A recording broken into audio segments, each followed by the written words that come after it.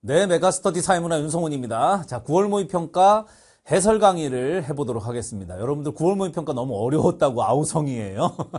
쌤, 근데 어느 정도 예상은 하고 있지 않았나요? 9월 모의평가 상당히 좀 매운맛일 것이다. 6월 모의평가가 너무 좀 평이했기 때문에 거기에 또 안주하고 있으면 이거 나중에 큰 코 다친다 이런 경고들을 선생님이 수차례 해왔습니다. 9월 모의평가도 어렵고 수능도 만만치 않게 어렵게 나올 것이다. 근데 선생님은 이제 9월 모의평가보다는 수능이 약간 더 어렵게 나올 것이다 이렇게 예상을 해왔는데 9월 모의평가를 좀 분석하다 보니까 9평이랑 비슷한 난이도 수준을 유지하지 않을까. 이 정도면 충분히 어려웠기 때문에 이거보다 더 어렵게 내는 거는 좀 그거는 학생들을 다 죽이는 일이 아니냐 이렇게 걱정도 됩니다. 그래서 비슷하거나 9평보다 조금 더 까다롭게 내거나 9평보다 조금 더 까다롭게 내더라도 아마 1등급 컷은 좀 44, 45, 46 이렇게 좀 올라갈 수도 있어요. 왜냐면 9월 모의평가에서 어느 정도 우리가 매운맛을 이미 봤고 요거에 대해서 좀 준비를 하고 대응하는 친구들도 상당히 많을 것이기 때문에 한두 문제 정도는 좀 더 까다로운 형태로 나오더라도 아마 1컷은 좀 더 상승하지 않을까 이렇게 예상해 보는 것이 적정하지 않을까 싶습니다. 9월 모의평가 끝나고 나니까요, 선생님한테 이렇게 반성문 쓰시는 분들이 이렇게 많아요. 그러니까 뭐 예를 들면 십지선다 비밀특 강의 너무 어려워서 너무 과한 게 아니냐, 뭐 이렇게 지적했던 분들, 또 적중예감 시즌3 모의고사, 이제 잠시 뒤에 파이널 모의고사도 나오겠습니다만, 적중예감 시즌3 모의고사가 너무 어려워서 이거 좀 동떨어진 거 아닌가요? 이렇게 이제, 이렇게 비판하셨던 분들, 이런 분들이 반성문 쓰고 계시더라고요. 9평이 더 어려워요. 뭐 십지선다에서 비슷한 유형이 나왔는데 너무 과해서 이런 게 날까 싶었는데 진짜 나오네요. 선생님 대단하십니다. 이렇게 칭찬도 해두시고 하는데 뭐 그냥 뭐 짜면서 나오는 바이브라고 해둡시다. 선생님이 좀 오래 하다 보니까 평가원이 대강 올해 9월 수능이 어떤 걸 내겠다. 만만치 않게 낼 것이다. 예상을 했던 것들이 좀 많이 적중하지 않았나. 총평 시간에도 선생님 말씀 좀 드렸지만 예를 들면 계층 문제가 이렇게 나오진 않을 것이다. 6월 모의평가를 보면서 야 이건 너무 감춰도 너무 감췄다.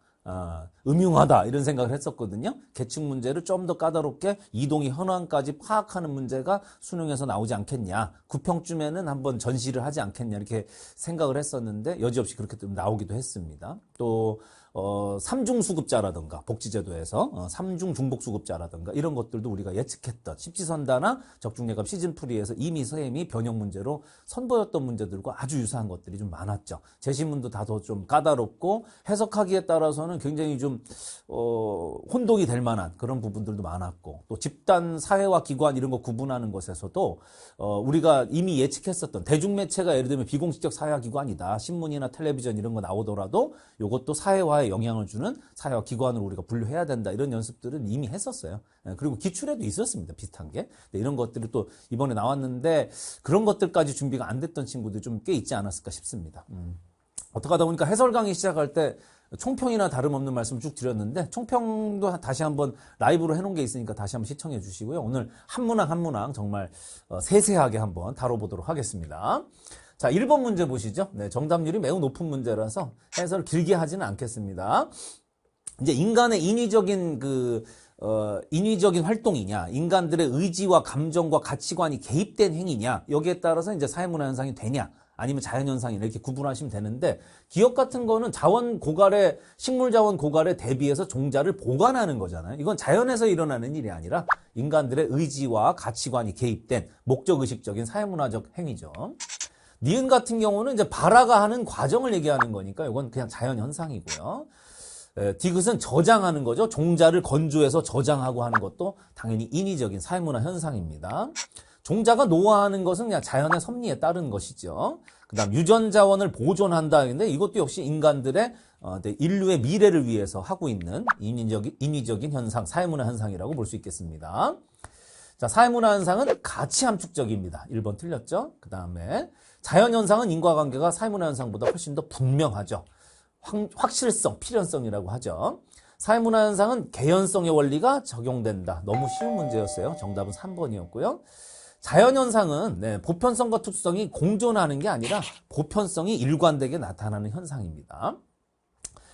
그 다음에 사회문화 현상은 확실성이 아니라 확률성, 예외가 존재할 수 있다고 해서 확률성이라고 하죠. 1번 설명은 이 정도 마치도록 하겠습니다. 2번 보시겠습니다. 정답률이 조금 낮긴 한데 84%? 네. 이거를 상징적 상호작용론으로 읽었다는 친구들도 있더라고요. 근데 이 주제 자체가 거시적이지 않습니까? 보시면 특히 이런 부분이요. 정당한 노력에 따라 지위를 획득하고 자신의 역할에 따른 성과를 달성한 개인은 도덕적 가치를 실현하는 것으로 여겨지고 이를 통해 사회는 작동한다. 그러니까 개개인들 간의 상호작용 과정에서 어떤 일이 일어나는지를 세밀하게 들여다봤다기보다는 사회 전체의 작동 원리에 대해서 얘기하는 거예요. 그래서 사회 속에 이런 부분도 있잖아요. 도덕적 가치라는 것도 사회 체계가 요구하는 지위 획득에 필요한 노력, 그에 따른 역할 수행의 성과로 구성되는 것이다. 그러니까 개개인들이 자기네 마음대로 의미 부여를 하는 게 아니라 사회 체계가 요구하는 지위를 획득하려고 사람들이 노력하는 것이고 또 역할 수행의 성과에 따라서 그 지위가 부여되고 이런 식으로 사회가 어떤 식으로 유지되고 구성되는지를 설명하고 있습니다. 그래서 이건 거시적인 관점에 해당하고요. 그 다음에 뭐 누가 보더라도 기능론적이죠. 거시적 관점 중에서도 그 거시적으로 사회를 바라봤을 때 사회의 작동 원리가 뭐 대립과 투쟁의 관계라든가 이런 게 강조된 게 아니라 이 내용상 또 협력적 관계 또 사회가 요구하는 어떤 지위 획득에 필요한 요소들을 습득해 나가는 개인 이런 의존과 협력의 관계를 기본적으로 해서 사회가 작동한다는 원리가 써있기 때문에 이건 거시적 관점 중 기능론에 해당합니다. 자, 1번은 갈등론이죠. 2번은 상징적 상호작용론입니다. 3번의 내용, 이것도 역시 갈등론이에요. 4번의 내용, 요게 바로 기능론이죠. 사회의 각 부분들의 역할이 사회적으로 합의된 것에 따라 움직이고 있다는 내용이 전반적으로 실려 있습니다. 5번도 갈등론이라서 틀렸습니다.